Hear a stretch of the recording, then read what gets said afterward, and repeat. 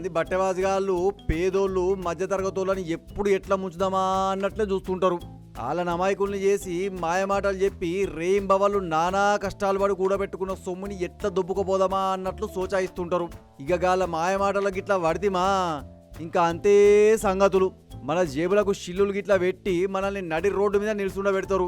గసొంటి బేయిమాన్గాలు చేసే లత్కోరు ముచ్చట్లు మనం దినదినం ఇంటనే ఉన్నాం, చూస్తూనే ఉన్నాం.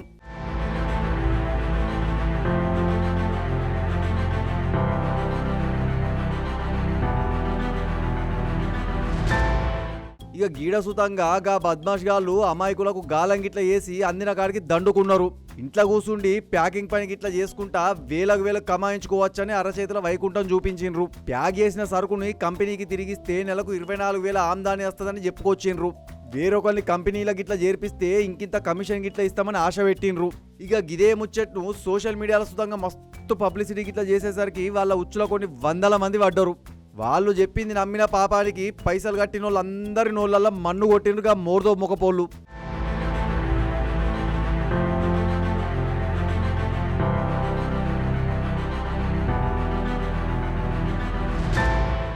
ఇక ఈ ముచ్చట్నైతే బెజవాడల గిట్లా జరిగిందుల్లా. కృష్ణా జిల్లా కనూరు ఊరాయన పసుపులేటి అంకుశం కొంతమంది సోపదోలను కలుపుకొని విజయవాడ సత్యనారాయణపురం ఉన్న ఆదిశేషయ్య వీధిలో దుఃఖం తెరిచిండు. దానికి మాషాల్లా ఎంటర్ప్రైజెస్ అని పేరు గిట్లా పెట్టిండు. ఇంట్లో కూసుండి అంటుదోమే పీచును ప్యాకింగ్ చేసుకుంటా వేలకు సంపాదించుకోవచ్చని సోషల్ మీడియాలో ఊదరగొట్టిండు.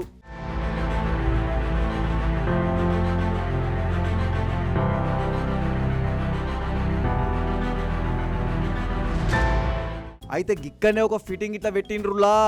ప్యాకింగ్ మిషన్ కోసం 30,000 కట్టాలని, ₹1,00,000 డిపాజిట్ గిట్లా చేయాలని చెప్పిండ్రు. వాళ్ళ కంపెనీ ఇచ్చే స్క్రబ్బర్లను ఎంఎక్స్ఓ కవర్లలో ప్యాకింగ్ ఇట్లా చేసి కంపెనీకి ఇస్తే ₹20,000 జీతం సుతంగా ఇస్తామని ఊరించిండ్రు. గంతేకాకుండా మీకు తెలిసిన వాళ్ళని కంపెనీలో చేర్పిస్తే విదేశాలకు దోలుకోపోతామని ఇంకింత ఎక్కువ కమిషన్ ఇస్తామని గాలమేసిండ్రు. ఇక గాల లత్కోరు ముచ్చట్లు నమ్మి చుట్టుపక్కల ఊళ్ళ నుంచి కొన్ని 100 మంది పెట్టుబడులు గిట్లా పెట్టిండ్రు. మధ్యతరగతి ప్రజలే ఆసరా. మోసగాళ్లకు నిత్యం కూడా మధ్యతరగతి ప్రజలను టార్గెట్ చేస్తూ ఏ విధంగా ప్రజలను మోసం చేయాలి అన్నట్లు కూడా ఏదో అందమైన పాంప్లెట్లు, అంటే చాలా అందంగా కళల ప్రపంచాన్ని ఎలా చూపించాలో గృహిణులను టార్గెట్ చేస్తూ, ప్రధానంగా మధ్యతరగతి ఒక గృహిణులను టార్గెట్ చేస్తూ కూడా చాలా అందంగా అయితే పాంప్లెట్లు తయారు చేసిన పరిస్థితి కనిపిస్తుంది. ఈ కంపెనీ చూసుకుంటుందో మషాల్లా ఎంటర్ప్రైజెస్ అనే ఒక విజయవాడలో పుట్టినటువంటి కంపెనీ. ఈ కంపెనీ ఈరోజు దాదాపుగా 2,000 మంది ఒక గృహిణులను నెత్తి మీద ఒక కుచ్చుటోపి పెట్టే పరిస్థితి కనిపిస్తుంది. దాదాపుగా ఒక్కొక్కరి దగ్గర నుంచి 3 నుంచి దాదాపుగా 5 లక్షల రూపాయలు వసూలు చేసింది. ₹1,00,000 పెట్టుబడి పెడితే చాలు 25,000 నుంచి 50,000 రూపాయలు వస్తాయని చెప్పి ఆశ చూపించి మధ్యతరగతి మహిళలతో నిలువునా ముంచి దాదాపుగా 100 కోట్ల రూపాయల వరకు కూడా కుచ్చుటోపిన పరిస్థితి అయితే విజయవాడలో ఈరోజు అయితే వెలుగు చూసిన సంఘటన అయితే మనం చూస్తూ ఉన్నాం. దాదాపుగా తెలంగాణ కానీ ఆంధ్రప్రదేశ్తో రెండు చోట్ల కూడా దాదాపుగా 2,000 పైచులకు ఇప్పటికే కస్టమర్లు అయితే లబోదిబోమంటూ కూడా విజయవాడ సత్యనారాయణపురం యొక్క పోలీస్ స్టేషన్ సంప్రదించిన పరిస్థితి కనిపిస్తుంది. దాంతోపాటు విజయవాడలో ఉన్నటువంటి కార్యాలయం దగ్గర ఉదయం నుంచి కూడా తిండి తిప్పలు లేకుండా పడిగాపులు కాస్తున్న పరిస్థితి కనిపిస్తుంది. ఎవరెవరు ఎంత కట్టారనే విషయాన్ని మనం తెలుసుకునే ప్రయత్నం చేద్దాం. మనతో పాటు బాధితులు ఉన్నారు. ఆ బాధితుల్ని మా మేడం చెప్పండి, మీరు ఎక్కడి నుంచి వచ్చారు, ఎంత కట్టారు, మీకు అతను ఇచ్చినటువంటి హామీలు? మాది సత్తెనపల్లి అండి. మేము 1,30,000 కట్టాము సార్. మీ అమౌంట్ ఎక్కడికి వెళ్ళదు, మీ 1 ఇయర్ తర్వాత మీ అమౌంట్ మీకే ఇస్తామని చెప్పారు సార్ మాకు. అయితే 3 మంత్స్ అమౌంట్ వచ్చింది. ఇంకా 3 మంత్ నుంచి ఇంకా అమౌంట్ మాకు రావట్లేదు సార్. మీరు ఎంత కట్టారు ఇప్పటి వరకు? అంటే నెల మీకు ఏదైతే కమిట్మెంట్ ఇచ్చారో కమిట్మెంట్ నెల 24 వచ్చింది సార్. ఇంకా నెక్స్ట్ నుంచి రావట్లేదు సార్ అమౌంట్. ఇంకా మీరు పెట్టుబడి ఎంత పెట్టారు? 1,30,000. 1,00,000 పెడితే మీకు ఒక దాదాపుగా 75,000 రూపాయల దాకా వచ్చేసరికి 30,000 అని చెప్పారు సార్. 1,00,000 డిపాజిట్ చేస్తా అన్నారు. మీకు అగ్రిమెంట్ ఇచ్చారమ్మా? అగ్రిమెంట్ ఇచ్చారు. మీరు మరి మీకు లాభాలు వచ్చినాయి అంటున్నారు కదా, మరి ఇంకా ఏంటి అసలు మీకు ఇంకా రావాల్సిన ఏమైనా ఉంది సార్? ఇప్పుడు ఇంకా అమౌంట్ రాలేదు సార్. ఇంకా మా అసలు కట్టిన అమౌంట్ కూడా లేదు కదా సార్. ఇప్పుడు మేము ప్యాకింగ్ చేసినందుకు వచ్చిన అమౌంటే మాకు ఇచ్చారు. మేము పెట్టిన పెట్టుబడి మాకు రాలేదు. 1,30,000 మాకు పెట్టుబడి పెట్టాము సార్. ఆ అమౌంట్ ఏం మాకు రాలేదు. అది సార్. ఇప్పుడు మీకు ఆయన ఫోన్ ఏమైనా చేశారా? ఫోన్ చేస్తే ఎటువంటి సమాధానం వస్తుంది? మీరు విజయవాడ కార్యాలయానికి కూడా వచ్చారు కదా, కార్యాలయ సిబ్బంది ఏం చెప్తారు సార్? మేము ఫోన్ చేసాం సార్, ఫోన్ స్విచ్ ఆఫ్ అని వస్తుంది సార్. ఫోన్ లిఫ్ట్ చేయట్లేదు. పోలీస్ స్టేషన్కి వచ్చారు, పోలీస్ స్టేషన్కి వచ్చి కంప్లైంట్ ఏమైనా చేశారా? చేయడానికి అందరం వచ్చాను సార్. అమ్మ నువ్వు చెప్పు, నీకు జరిగిన. నాకు చిత్తూరు జిల్లా అండి. నేను ఒక ఎంప్లాయీ ప్లస్ నేను ఒక కస్టమరు ప్లస్ డిస్ట్రిబ్యూటర్ రెండు తీసుకున్నాను. నేను మినిమం 5 lakhs దాకా కట్టాను. మా తిరుపతి డిస్ట్రిక్ట్ నుంచి మొత్తం 8 మంది ఉన్నారు. నిన్న నైట్ వరకు మాతో టచ్లోనే ఉన్నారు రాజా సార్ గారు, ఎండి గారు. పసుపులేటి అంకుశం రాజా ఆయన పేరు పూర్తి నేను. మినిమం నా దగ్గర 75 మంది కస్టమర్స్ దాకా అమౌంట్ కట్టించాను. ఫోన్పేల ద్వారా కట్టించాము, చేతికి క్యాష్ తెచ్చిచ్చాము, ఇక్కడ తెచ్చిచ్చాము అన్ని. కానీ ఇలా స్కామ్ జరుగుతుందని మాత్రం ఎవరికైతే తెలియదు. ప్రజెంట్కి మేము దాదాపు మా చిత్తూరు జిల్లాదే మొత్తం అనుకున్న 200 మెంబర్స్ ఉన్నారు కస్టమర్సే 200 మెంబర్స్. ప్రజెంట్ 9:30 కూడా నేను ఆ సార్తో మాట్లాడాను. ప్రజెంట్ 9:30 బ్యాంక్లో అమౌంట్ లేదు ఐసిఐసిలో. మేము అది చెక్ చేసిన తర్వాత ఇది అనేది లేదనే లోపల అక్కడి నుంచి మేము అనేది బయలుదేరి వచ్చేసాం. అంటే ఈ కంపెనీ గురించి మీకు ఎలా తెలుసమ్మా? ఇన్స్టాగ్రామ్లో అనేది చూసి మేము ఇక్కడ వచ్చి డైరెక్ట్గా అమౌంట్ కట్టాము.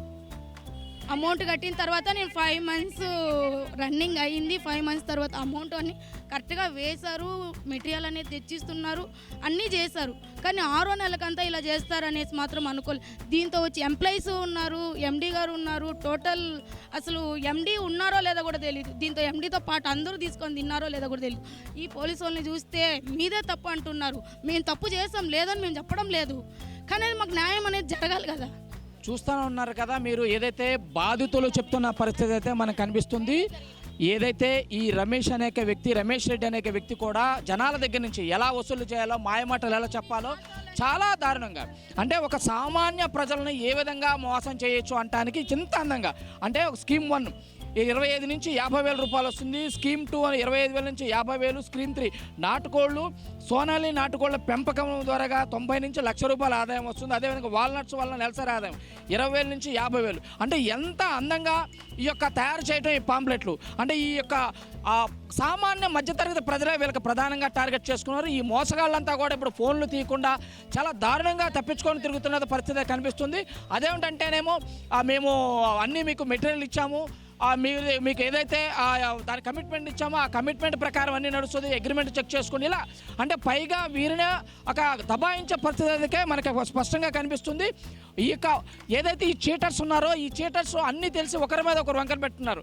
మీడియా కూడా సంప్రదించాలన్న ఫోన్లు చేస్తే మాకు సంబంధం లేదు, మేనేజర్ చేసినటువంటి మా కంపెనీకి ఏం సంబంధం లేదని యొక్క మషాలా అనే కంపెనీ యజమాని చెప్తాడు. దాంతోపాటు ప్రధానంగా ఏదైతే చాలామంది కూడా పేదవారు దీంట్లో ఉండటము, అప్పులు చేసి కూడా ఈ కంపెనీలో పెట్టుబడులు పెట్టడము, మా జీవితాలు ఏం కావాలి ఇప్పుడు, మాకు ఆత్మహత్య శరణి అంటూ కూడా రోధిస్తున్న పరిస్థితి కనబడుతుంది ఇక్కడ విజయవాడలో ఉన్న సత్యనాపురం పోలీస్ స్టేషన్ నుంచి. ఇది తాజా పరిస్థితి విజయవాడ సత్యనాపురం పోలీస్ స్టేషన్ నుంచి.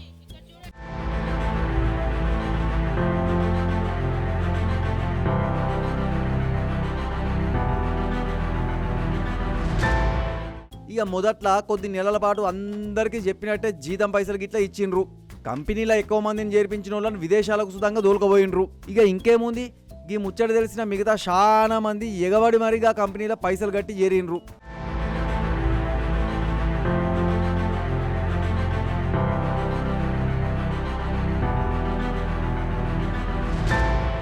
కంపెనీల 100 మంది చేరేసరికి సరుకు తయారీ ఎక్కువైపోయింది. అనుకున్నంత స్క్రబ్బర్లు బజార్లో అమ్ముడు పోకపోయేసరికి అవన్నీ గిడ్డంగిళ్ళ నిండి కూసున్నాయి. దాంతో కంపెనీలో చేరిన వాళ్ళకు డబ్బులు ఇచ్చుడు బంద్ పెట్టిండ్రు దాని ఓనర్లు. ఇక పైసల గురించి అందరు వెంట తలగంగానే రాత్రికి రాత్రి బోర్డు తిప్పేసి ఎవరికి చెప్పా పెట్టకుండా ఎక్కడికో దొబ్బేసిండ్రు.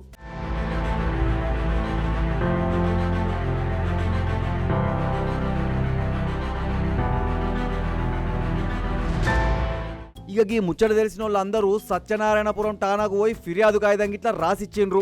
ఇప్పటి వరకైతే 132 మంది నష్టపోయిన వాళ్ళు మాత్రమే ఠాణాకు పోయినరు. ఇంకా 100 మంది గాల చేతులల్లా మోసపోయినట్లు తెలుస్తాంది. ఇక ఫిర్యాదు కాగితం తీసుకున్న పోలీసార్లు గా బద్మాష్ గాలను పట్టుకోనీకి ప్రత్యేక బృందం రంగంలోకి దించిండ్రంట. చూడాలే మరి మన పోలీసార్లు గా కేటుగాలను పట్టుకొచ్చి బాధితులకు న్యాయం గిట్లా చేస్తారా, లేక గిసొంటి కేసులలో ఎప్పుడు జరుగుతున్నట్టే తూతు మంత్రం కింద చేతులు గిట్లా దులుపుకుంటారా అనేది.